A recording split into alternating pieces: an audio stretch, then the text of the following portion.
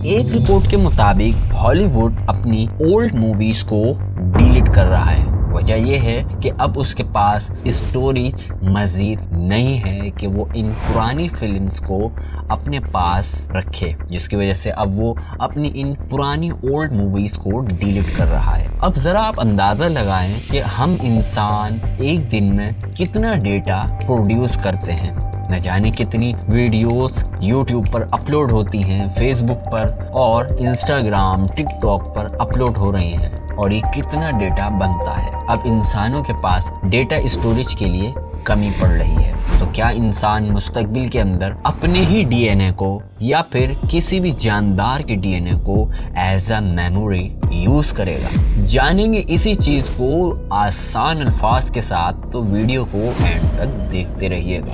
कुछ साल पहले साइंसदानों ने बायोलॉजिकल रिपोर्ट्स को बनाया था, जिनको ज़ाइनोबोट्स का नाम दिया गया था। ये रिपोर्ट्स फ्रॉग के स्टीम सेल से बनाए गए थे। इनके अंदर एक खास बात को नोट किया गया था। वो खास बात ये थी कि ये अपनी कॉपीज को तैयार कर रहे थे। वजह ये थी कि इन रिपोर्ट्स के अंदर डीएनए मौजूद था, जिसकी वजह से ये अपनी कॉपीज को तैयार कर रहे थे। लेकिन हमारे डीएनए के अंदर सिर्फ कॉपीज तैयार करने की ही सलाहियत नहीं, बल्कि इसके अंदर डेटा स्टोरेज की भी सलाहियत। और इसी चीज को अब साइंस चाहती है हमारे डीएनए को एज अ मेमोरी फ्यूचर के अंदर यूज किया जाए, और इसी पर साइंस इस वक्त सर्च कर रही है और इसके कोड को डिकोड करने की कोशिश कर रही है। एक रिपोर्ट के मुताबिक 2025 तक हम इंसान 200 ज़ीटाबाइट डेटा को प्रोड्यूस करेंगे। अब ये ज़ीटाबाइट क्या है, चलिए अब इसको जान लेते हैं। मान लें कि आपकी कोई फेवरेट मूवी है जिसका दौरानिया तकरीबन 1 घंटे का है। अगर वो मूवी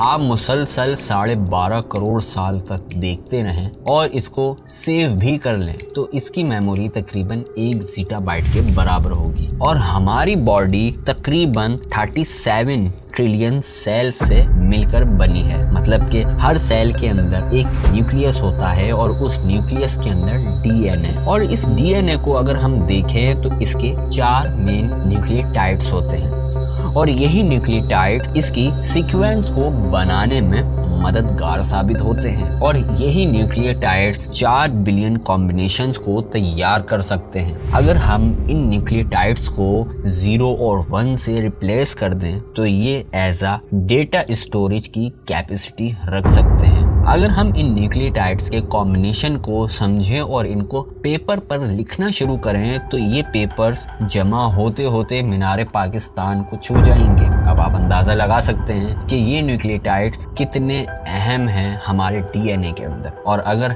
इन न्यूक्लियोटाइड्स को 1 और 0 से रिप्लेस कर दें तो ये कितना डेटा स्टोर कर सकते हैं। एक रिपोर्ट के मुताबिक 2020 के अंदर 27.75 डेटा हम इंसानों ने प्रोड्यूस किया था, और यही डेटा हम आसानी के साथ एक छोटे से डीएनए के अंदर आराम से स्टोर कर सकते हैं। लेकिन सवाल उठता है कि इस डीएनए को कब तक हम इस्तेमाल कर सकते हैं, इसकी ज़िंदगी कितनी लंबी होगी। एक अगर मैं आम एसएसडी या मेमोरी कार्ड की बात करूं या फिर हार्ड ड्राइव की बात करूं, वो ज़्यादा से ज़्यादा आपके पास 10 से 15 साल तक चल सकती है। लेकिन इस डीएनए की ख़ास बात ये है कि अभी तक इंसान ने जो सबसे पुराना डीएनए नोट किया है वो था 33 बीसी साल पुरानी मम्मी का, जिसका जब डीएनए निकाला तो वो बिल्कुल सेफ था। यानी कि ये डीएनए तकरीबन 5000 साल पुराना था। इसका मतलब है कि हमारा डीएनए तकरीबन 5000 साल तक तो सेफ हमारी स्टोरेज को रख सकता है और ये महफूज रह सकता है। डियाना ज़ैलिक का कहना है कि हॉलीवुड की जितनी भी मूवीज हैं वो आराम से एक छोटे से डीएनए के अंदर सेव हो सकती है, जबकि चाइना की university centre of quantitative biology packing university जहां पर काम कर रही हैं लॉन्ग क्विन, जिनका मानना है कि अभी तक डीएनए के अंदर डेटा को स्टोर कर रहे थे वो बहुत ही स्लो और पुराना तरीका है, जिससे इस डेटा स्टोर स्टोर करने में काफी टाइम लग सकता है। तो क्या हो कि अगर ये डेटा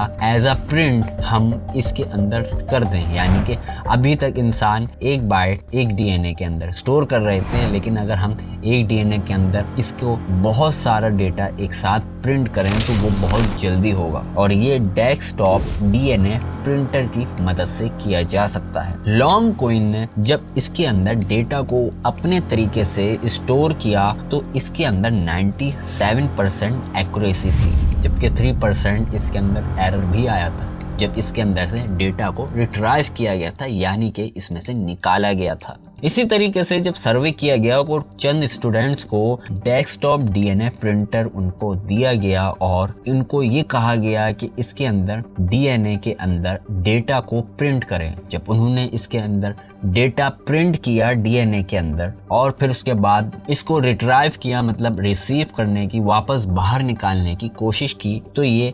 98% कामयाब रहे, जबकि 2% उस वक्त भी एरर आया था। ये डेस्कटॉप डीएनए प्रिंटर बहुत आसानी के साथ डीएनए के अंदर डेटा को प्रिंट करने की सलाहियत रखता है, और हो सकता है कि फ्यूचर के अंदर हम इंसान इस डीएनए के अंदर अपना डेटा एज अ प्रिंट करें इस डेस्कटॉप डीएनए प्रिंटर की मदद से। फिलहाल अभी इस पर काम जारी है और कोशिश की जा रही है कि डीएनए को हम एज अ मेमोरी यूज करें।